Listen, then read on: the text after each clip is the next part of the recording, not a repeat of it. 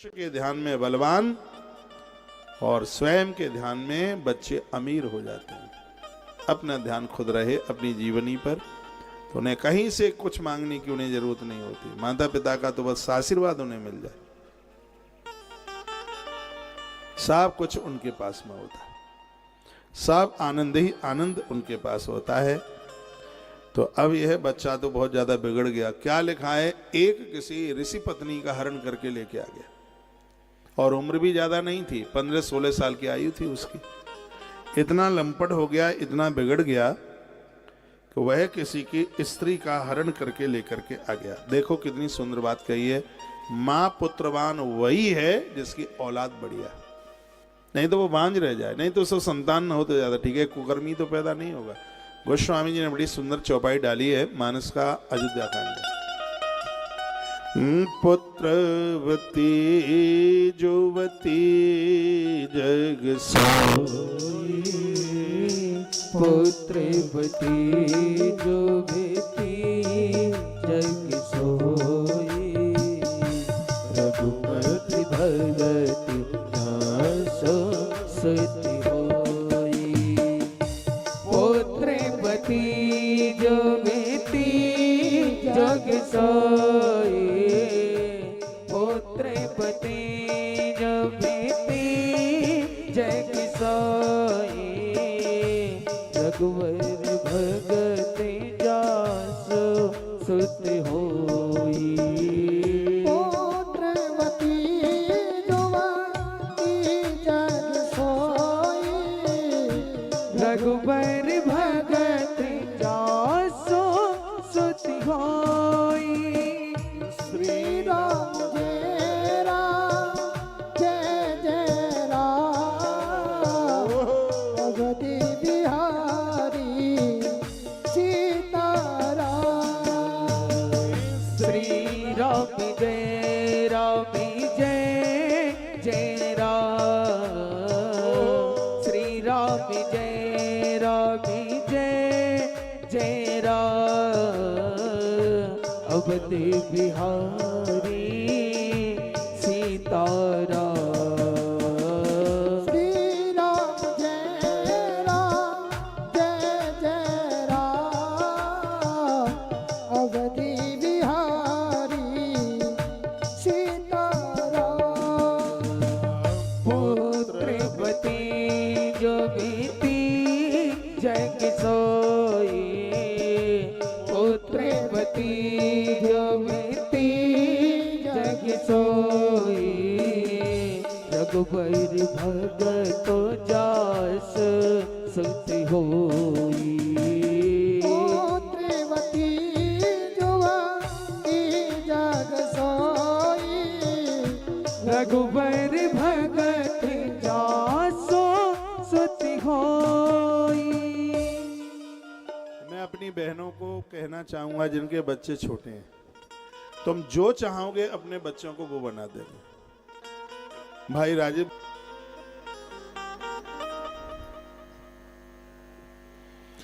उनके ऊपर यदि आपका ध्यान होगा, उनके खान पीन पर भी ध्यान रखिएगा, क्योंकि बुद्धि का विकास खान पान में होता है। क्या चीज खाने के लायक है, आप चाहे बच्चों को ना पिलाएं तो ज्यादा ठीक है, इससे बुद्धि का विकास रुकता है। जैसे वृक्षों में क्या डालना है क्या नहीं डालना, ये विवेक होना चाहिए, तो बच्चों को भी क्या खिलाना है क्या नहीं खिलाना। ये बाजार की चीजें, चीन का ज्यादा आहार आप बच्चों को देते हैं, छोटे छोटे बच्चों को आप डिब्बे का दूध देते हैं घोल करके, इससे एक तो बच्चों की हाइट रुकती है। वर्तमान समय में बच्चों की हाइट बहुत रुक रही है। जो पाउडर का दूध है ये बहुत खतरनाक है, इसमें रोक लगाइए। बच्चों के लिए गौ माता का दूध बहुत बढ़िया है, बहुत ज्यादा। अभाव में भैंस का ले सकते हैं दूध, तो बकरी का भी बहुत अच्छा है।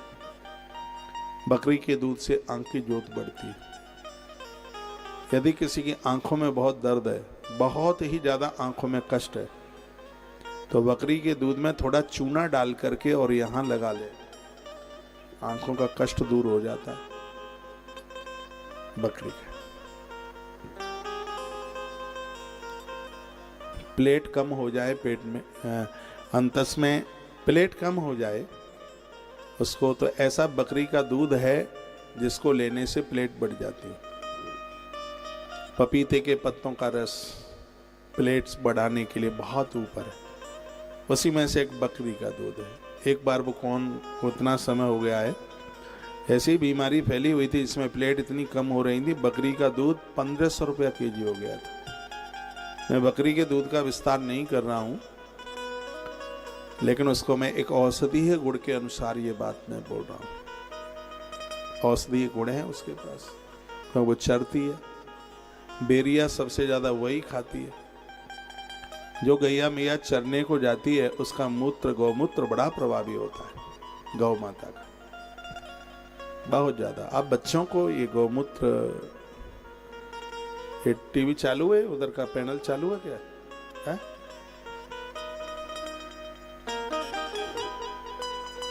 ये वाला इधर रखना है, इधर से एक कुर्सी पर रखा, ये रख दे घुमा। गौमूत्र आप एक 25 ग्राम पर डे लेते रहें, प्रत्येक दिन लेते रहें, तो बीमारी तो रहेगी ही का। चलो ठीक है, तो उनके खान पान का ध्यान रखिएगा, ये जिम्मेवारी आपकी है। माँ जितना ध्यान रखेगी बच्चे बन जाएंगे। हमारे लिए हमारी माँ ने क्या क्या किया वो हमें आज तक याद है। मैं प्रणाम उस माँ को करता हूं जिसने हमें कभी स्कूल भूखे नहीं जाने दिया। उस समय टिफिन तो चलता नहीं था, रूमाल में पराठे बांध के रखती थी, आम का अचार होता था, मिर्च होती थी, नींबू का अचार होता था। कभी याद कर लेते हैं तो आंख में आंसू आ जाते हैं। तो लाड़ जो दुलार जो स्नेह माँ का होता है, पापा तो कभी नहीं दे सकता, कभी नहीं। जिसने कभी भूखों नहीं जाने दिया, चिंता करी उसे। अगल बगल में कोई गीत गपते थे, 4 बजे स्कूल की छुट्टी होती थी, बोलते हमारे बच्चे आने वाले हैं, अब मैं नहीं रुकूंगी, पूरा दिन हो गया, उन्हें भूख लगी होगी, छोटे बच्चे हैं, बोलती थी। माँ की देख रेख में बच्चे बहुत कुछ बन जाते हैं। इसलिए तो कहा गया है, सारे तीर्थ कर लो, सब कुछ कर लो, एक ऐसी माँ है जिसके ऋण से औलाद कभी उऋण नहीं हो सकती। तो बहनों को तो बहुत ध्यान देना चाहिए अपने बच्चों के ऊपर, लेकिन यहाँ ध्यान दिया गया नहीं था, तो वह बच्चा चरित्रहीन हो गया। तुम लोगों में इतना मूवमेंट क्यों होता है भाई?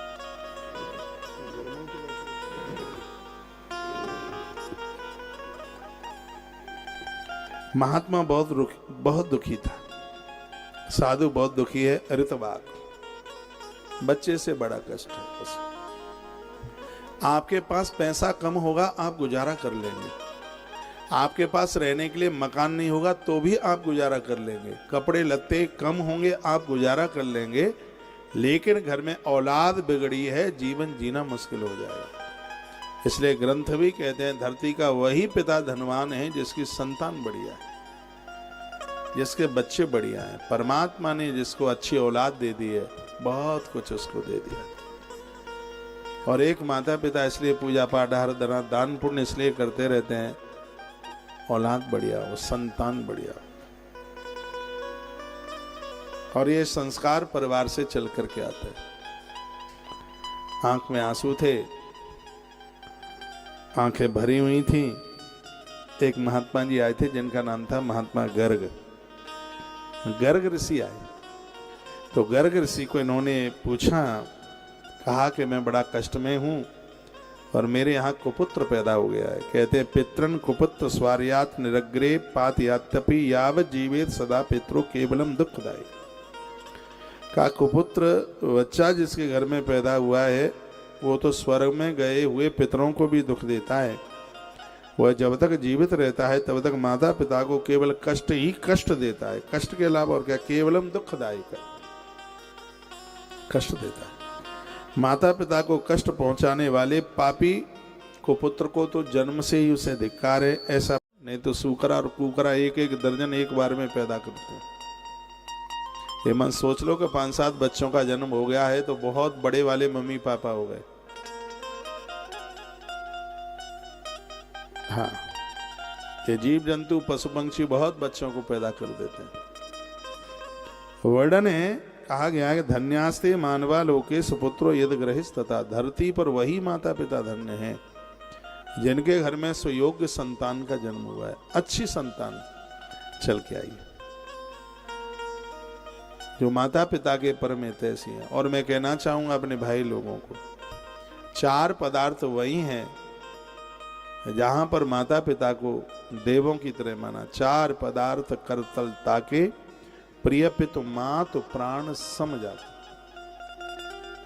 लेकिन ऐसे बहुत कम है जिनको माता पिता अपने प्राणों से बढ़ करके लगे, प्राणों से प्रिय लगे। नहीं तो यदि माँ ने पत्नी को कुछ कह दिया है तो गुड़गांव के वृद्धाश्रम पहुंचेगी, माँ रुक नहीं पाएगी। सब कमियां माँ में ही दिखती हैं, घरवाली में तो दिखाई ही नहीं देती बिल्कुल।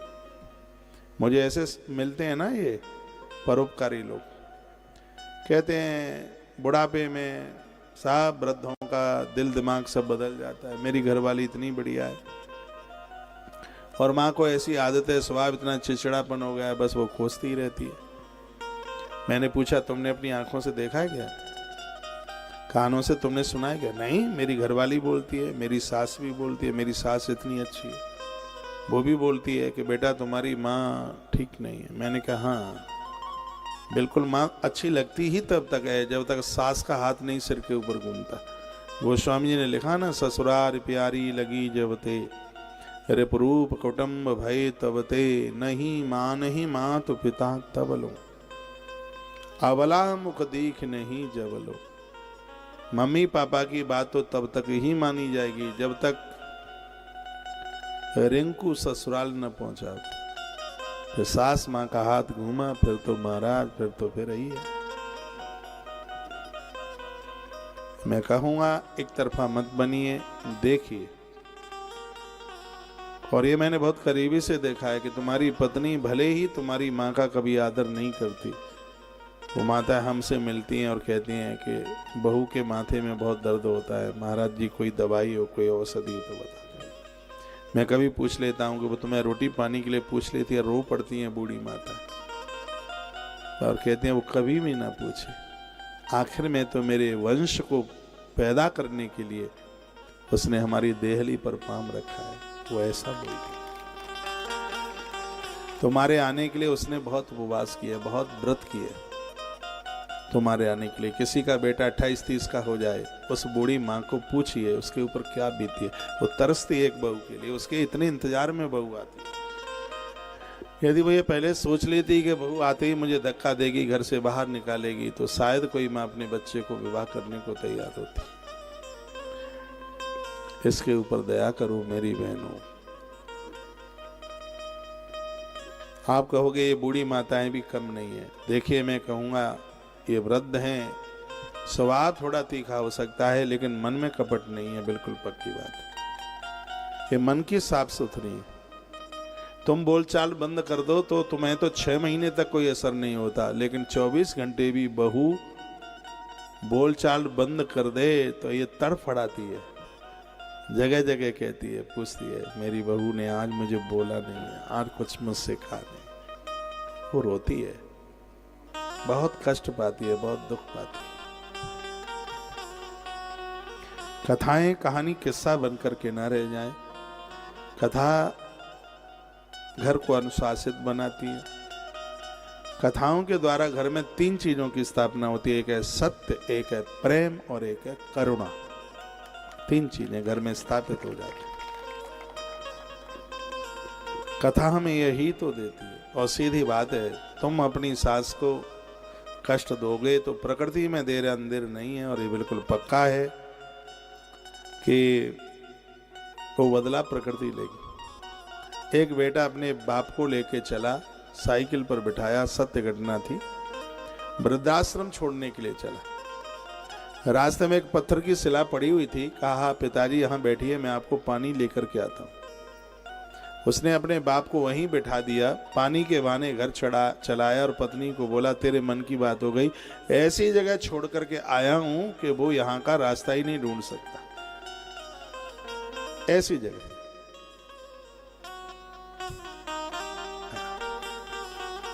खुश होता है। बड़ा हुआ, इसके घर में भी बेटा हुआ, उसने भी वही साइकिल उठाई पापा वाली और कहता है चलो पापा केला देवी घुमा के ले आऊं। केला देवी है ना राजस्थान में, दर्शन करा के ले आऊं। तो उसने उसी साइकिल के कैरियल पर बिठाया, तो रास्ते में उसको वही पत्थर की शिला मिली। कहता है पापा बैठो, पिताजी इस पर मैं पानी लेके आता हूं। वो भी उसी पत्थर पर बिठा के आ गया घर के लिए, मुड़ के देखने को नहीं गया। अब वो रो रहा है, कहता है हे दुनिया के लोगों, प्रकृति में देर नहीं अंधेर है, मैं मरने को जा रहा हूं। इसी पत्थर पर मैंने अपने पिता को छोड़ा था, वो रो रो करके मर गया और ये भी उस पत्थर पर रो रो करके मौत को प्राप्त हो गया। देर हो सकती है, अंधेर नहीं, प्रकृति बदला लेती है। आज जिनकी बहुएं जिनकी खूब सेवा कर रही हैं, तो इसका मतलब है कि आपने अपने सांस सुख की सेवा की। परिणाम आने में देर हो सकती है, लेकिन प्रकृति का जो परिणाम है वो कभी गलत नहीं हो सकता। सीधी बात है, तुम अपने जीवन में खूब आनंद लेना चाहते हो तो आनंद दो, सम्मान देना चाहते हो तो सम्मान दो। हमें वही मिलता है जो हमने दिया है, कुछ भी हमें एक्स्ट्रा नहीं मिलता है, वही मिल रहा है जो हमने दिया है। मेरे पास है, आपके पास है, या किसी और तीसरे के पास है, हमारे पास वही है जो हम दे के आए। इसलिए इतना बांटो, इतना दो कि आपकी झोलियां भरी रहे, हाँ, कमी न रहे किसी भी प्रकार की। तो कुपुत्रेण कुलम नष्टम कुपुत्रेण हतम यशः।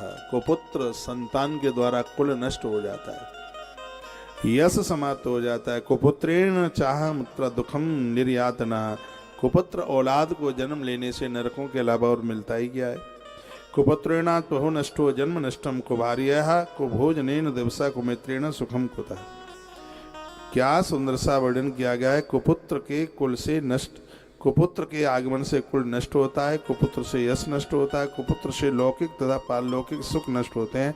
दोनों जगत में दुख तथा नरकी यातनाएं भोगनी पड़ती है। कुपुत्र वंश को नष्ट करता है, दुष्ट पत्नी से जीवन नष्ट होता है। भगवान कृपा करे आदमी कुंवारा रह जाए, लेकिन धुंधुली जैसी घरवाली किसी को न मिले।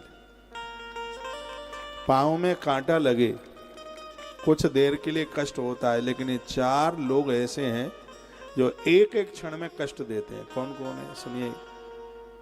बर्डन है, सेवा करने वाला अविवेकी, मित्र कपटी, पत्नी कुनारी और राजा कंजूस। राजा पैसा इकट्ठा करता हुआ अपने परिवार के लिए इकट्ठा करे, पत्नी कुनारी हो, चरित्रहीन हो। भगवान करे ऐसी स्त्री ऐसा पुरुष किसी को ना मिले। और जीवन का एक बहुत बड़ा अपराध है अपने पति को धोखा देना। इससे बड़ा अपराध नहीं है पति को। भोग लगा जाना, कभी फुर्सत हो तो जगदबी, तेरे धन के घर भी आ जाना।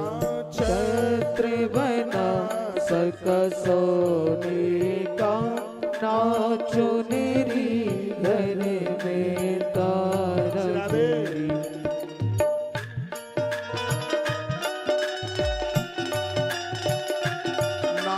छत्र बना सका सोने का, ना चुनरी घर में तारा जड़ी। ना पेड़ बरफी वाह बस श्रद्धा है मैंने बिछाए खड़ी। इस श्रद्धा की नठ लाज है माँ, इस विनती को नठ कभी फुर्सत हो तो जगदम्बे,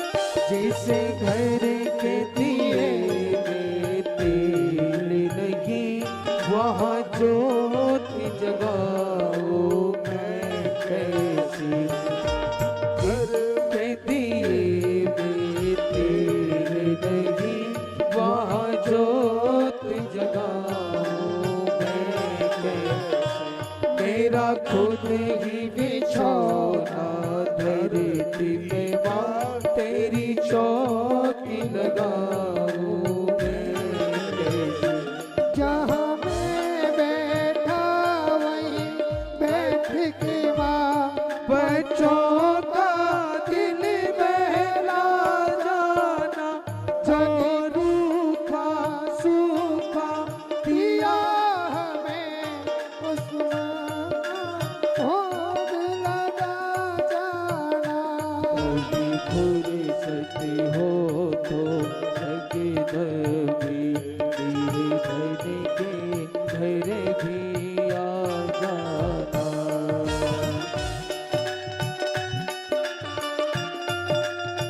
हरि बोल।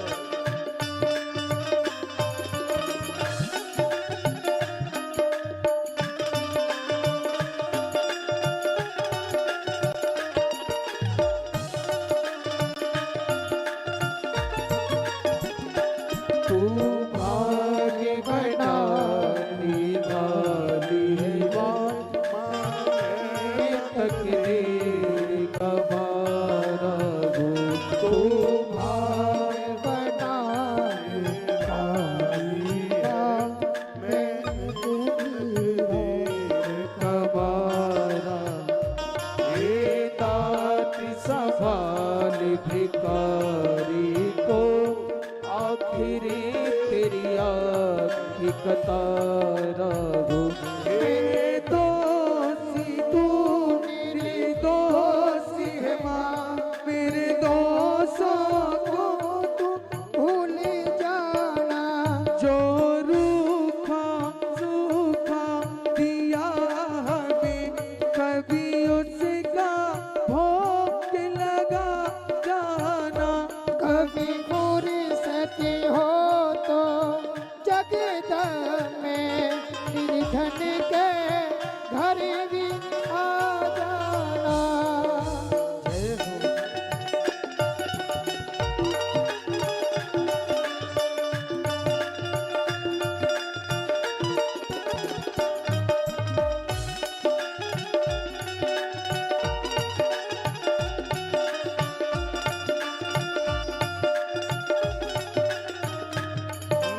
छत्र बना सकसोरी का, नाचो नेरी घर में डालो जड़ी। छत्र बना सकसोरी का, नाचो नेरी घर में डालो जड़ी।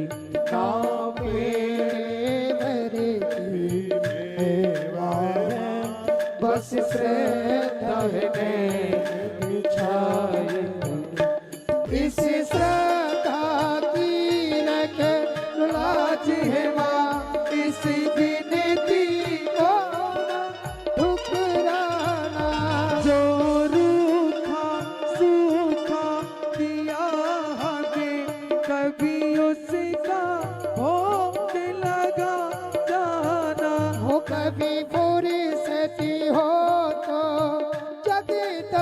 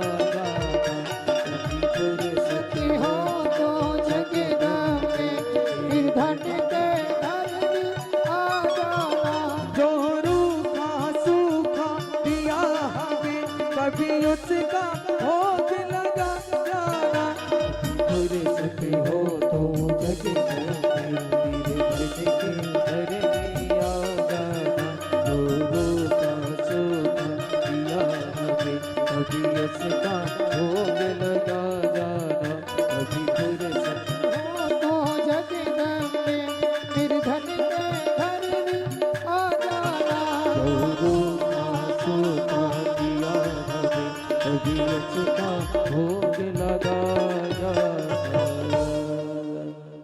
बोलिए साचे दरबार की जय माता रानी की जय जय जय श्री राधे।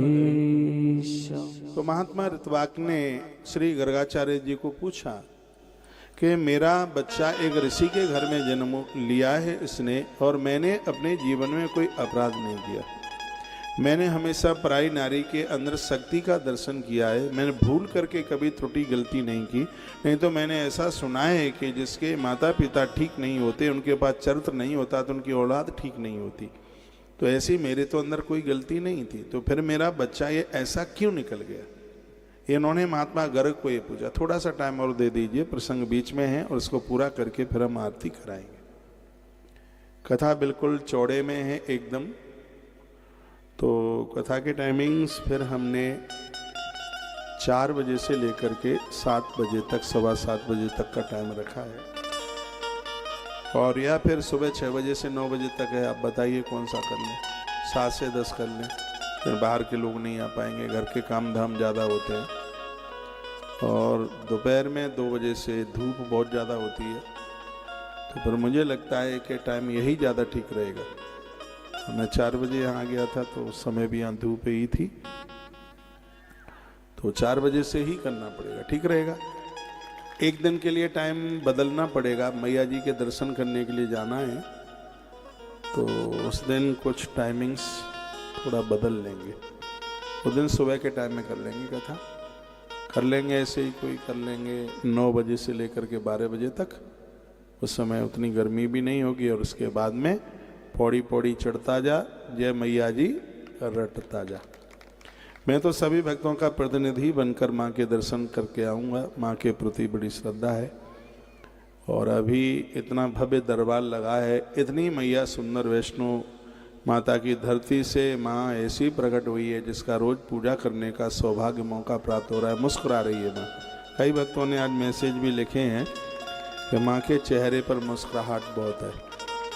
ऐसा लग रहा है कि प्रत्यक्ष रूप से ये माँ श्री वृंदावन यहाँ से जावेगी, प्रत्यक्ष रूप से। हम लोग तो माँ के बड़े पुजारी हैं, माँ के चरणों में बड़ी श्रद्धा है। मैं तो पूर्व के 2 साल से आ रहा हूँ, लेकिन यह कृपा माँ ने तीसरी बार की है कि यहाँ से हम माँ भगवती को वृंदावन लेकर के यहाँ से जाएंगे। कभी आप आइए, मैं मंगल भवन में रुका हूँ, और मैया जी का दर्शन कीजिए। अष्टमी को हम माँ का नाम संस्कार करेंगे। यही अष्टमी आ रही है ना, उस दिन माँ का, ये देखिए माँ का नाम संस्कार अष्टमी के दिन होगा। कल बहुत बड़ी दिक्कत परेशानियाँ कल थी। यदि मैं यहाँ व्यासपीठ पर बैठा ही होता तो एक तो पाइप, बिल्कुल पाइप की अब मोटी छड़ थी बिल्कुल यहीं। मैंने तो आज आके देखा, मैं बहुत देर तक यहाँ खड़ा रहा, बिल्कुल यहाँ पड़ी थी वो, यहाँ पर पूरी की वो कैंची उसकी ऐसे थी, बिल्कुल यहाँ बगल में थी। लेकिन जब तक आरती नहीं हो गई, आरती होने के बाद ही जैसे ही मैं यहाँ से उतरा तो मुझे लगा कि पंडाल तो पूरा का पूरा एकदम आ ही रहा है। तो हम और ये बच्चा मनीष 2 ही थे इधर, तो ये बच्चा मुझसे लिपट गया। हम यहाँ नीचे, मैंने कहा बिल्कुल नीचे लेट जा, बिल्कुल एकदम। तो पंडाल टूट करके भी हमसे लगभग 1 आध फीट ऊपर ही रहा होगा, और उसने टच नहीं किया, छुआ नहीं। हनुमान जी की गदा भी तो व्यासपीठ पर ही थी, बजरंगी की। और थोड़ी देर पहले मैंने आपको बोला ही था कि आप सब लोग पंडाल से बाहर चले जाइए। लग ही रहा था कल कुछ ऐसा तूफान बहुत ज़्यादा था, तो ऐसा पहली बार ये हुआ है, पहली बार इस तरीके से पहली बार हुआ है। लेकिन माँ की बड़ी कृपा है, जिसको बचाने वाला भगवान है भैया, क्या उसका कहाँ क्या बिगड़े, किसी को कहीं कोई दिक्कत नहीं। एक बार जयकारा लगाइए, बोलिए सांचे दरबार की जय हो, आज के आनंद की जय हो, जय जय श्री राधेश्याम। बड़ा अद्भुत यज्ञ हो रहा है। अभी बीच में मैंने एक आध चौपाई बोल दी थी, मैं कथा के साथ साथ यहाँ से काम और कर रहा था। यहाँ हवन सामग्री मिली नहीं, एक गाड़ी लोड होकर के जम्मू से आ रही है, तो तो बाबा गया है और बच्चा गया है अचल। तो मैसेज लिख करके पूछ रहे थे, महाराज जी ये रेट चीज इस चीज़ की है, इसका भाव ये है, कितना क्या लाना है। मैं आपको कथा भी सुनाता रहा और यहाँ से टाइप करके एक पर्चा भी पूरा कर दिया। मैंने बोला चावल इतना लाना, तिल इतना लाना, जौ इतना लाना और सामग्री इतनी लाना, वो सब मैंने टाइप कर दिया। बीच में एक रामायण की चौपाई बोल दी थी और उस समय ज़रूरत भी नहीं थी वहाँ रामायण की चौपाई की, लेकिन मुझे पर्चा टाइप करने के लिए तो मैंने बीच में चौपाई बोल के अपना काम कर दिया था। तो ये भी सब देखना ही होता है। बोलिए बांके बिहारी लाल की। Welcome back to my channel. हर हर महादेव, जय माता दी। आज से शुरू हो चुके हैं नवरात्रे और कौशिक महाराज जी ने नवरात्रे में उपाय बताए हैं, कथा सुनाई है, आप लोग भी ज़रूर सुने। हर हर महादेव, हर हर महादेव, जय माता दी।